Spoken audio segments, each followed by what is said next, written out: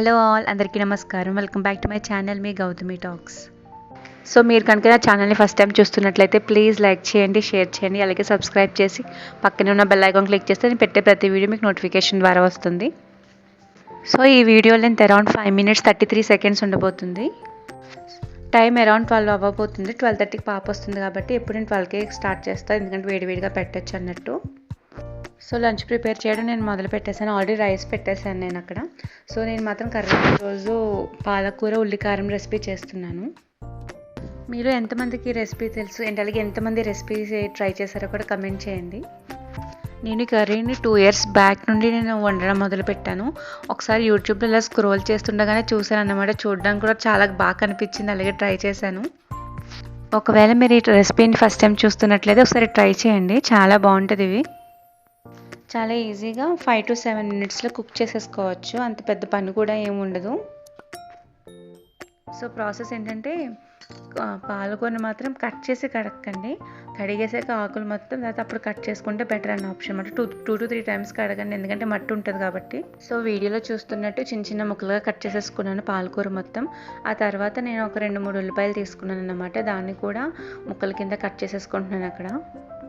మనం ఈ ఆనియన్స్ని చిన్న చిన్న పీసెస్గా కట్ చేసుకున్నాకనే మిక్సీ పడితే మొత్తం పేస్ట్ అంతా బాగా ఈక్వల్గా ఉంటుంది అనమాట. లేదంటే అక్కడక్కడ మనకి చిన్న చిన్న పీసెస్ కింద కనబడుతూ ఉంటాయి కాబట్టి ఎప్పుడు కూడా మీ కొంచెం చిన్న చిన్న పీసెస్గా కట్ చేసుకుని గ్రైండ్ చేసుకోవడం బెటర్. సో ఇది నా పోపుల డబ్బా. ఇలాంటి పోపుల డబ్బా మీ దగ్గర ఎవరి దగ్గర ఉంటే కమెంట్ చేయండి. ఇది నాకు మమ్మీ ఇచ్చారు. అండ్ అలాగే ఒక మిక్సీ జార్ తీసుకున్నాను. అందులో మాత్రం ఒక స్పూన్ దాకా, ఒక హాఫ్ స్పూన్ అంటే చిన్న స్పూన్ అక్కడ నేను తీసుకున్నాను కాబట్టి కొంచెం జీలకర్ర వేసుకున్నాను. అండ్ అలాగే కట్ చేసుకున్న ఉల్లిపాయ ముక్కలు కూడా వేసుకున్నాను.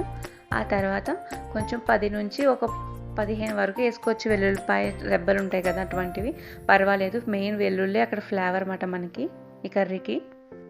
ఆ తర్వాత మనకి కూరకి సరిపడా కారం కూడా ఇందులోనే వేసేయాలి, ఎంత కావాలంటే అంత మన తిన్న దాన్ని బట్టి. అండ్ అలాగే కొంచెం సాల్ట్, కొంచెం పసుపు కూడా వేసేసుకున్నాను. ఈలోపు అక్కడ రైస్ మాత్రం ఉడుకుతుంది.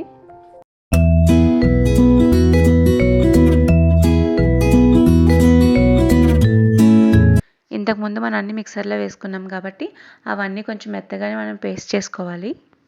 ఈలోపు నేను కర్రీ ప్రిపరేషన్ స్టార్ట్ చేసేసాను అనమాట. ఒక కడాయి పెట్టుకున్నాను మళ్ళీ. అండ్ అలాగే కొంచెం ఆయిల్ వేసుకున్నాను. అంటే కొంచెం ఈ కర్రీకి ఆయిల్ ఎక్కువ పడుతుంది, ఎందుకంటే ఆయిల్ తేలితే కానీ అంత టేస్ట్ ఉండదు అన్నమాట. ఈ కర్రీ కంపల్సరీ ఆయిల్ మరీ ఎక్కువ కాదు, కానీ మనం ఎప్పుడు రెగ్యులర్గా చేసుకున్న దాని మీద కొంచెం ఎక్కువ పడుతుంది అంతే. ఒక 2 స్పూన్స్ ఎక్స్ట్రా అంతే. మనం ఆల్రెడీ ఇక్కడ మిక్సీ చేసి పెట్టుకున్నాం కదా, పేస్ట్ని మాత్రం ఈ ఆయిల్లో వేసుకోవాలి. ఫస్ట్ మాత్రం కొంచెం నా దగ్గర ఆవాలు మిస్ అయినాయి. ఆవాలు, నెక్స్ట్ జీలకర్ర, నెక్స్ట్ కొంచెం ఒక ఎండుమిర్చి చాలు, ఎందుకంటే ఆల్రెడీ మనం కారం వేసాం కాబట్టి ఒకటి చాలు ఫ్లేవర్కి. అండ్ అలాగే ఉల్లిపాయ పేస్ట్ మనం మిక్సీ పట్టాం కాబట్టి ఆ పేస్ట్ని వేసుకోవాలి. ఈ కర్రీ ప్రాసెస్ మొత్తం సిమ్లోనే పెట్టుకొని చేసుకోవాలన్నమాట, లేదంటే ఆ ఉల్లిపాయ పేస్ట్ మాడిపోతుంది. ఆయిల్ తేలే వరకు మనం అలా ఫ్రై చేసుకుంటూనే ఉండాలన్నమాట కర్రీని. ఇంట్లో రైస్ కూడా అయిపోయింది, దాన్ని వార్చేసాను అన్నమాట.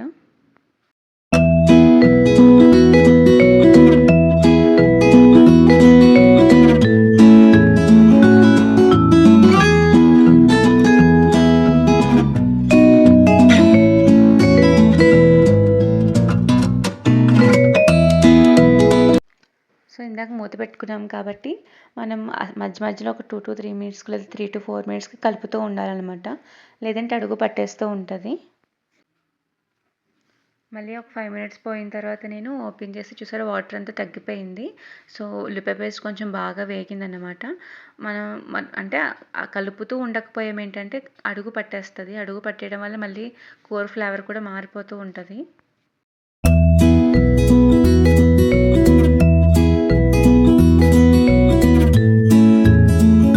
సో చూసారు కదా, ఉల్లిపాయ బాగా ఫ్రై అయిపోయింది, ఆయిల్ కూడా తేలింది నాకు.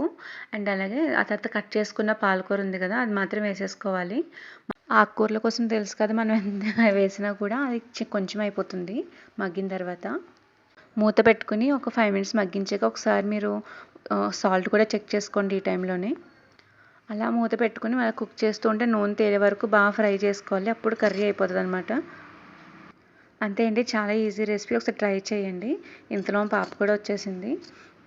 స్కూల్ నుండి రాగానే మాత్రం బుక్స్ మాత్రం వెంటనే ఓపెన్ చేసేస్తుంది, హోంవర్క్స్ ఏమి ఇచ్చారా అనేసి. ఇంకా యూనిఫామ్ కూడా మార్చదన్నమాట. నేను ఇక్కడ పాపకు పెడదామని స్టార్ట్ చేశాను.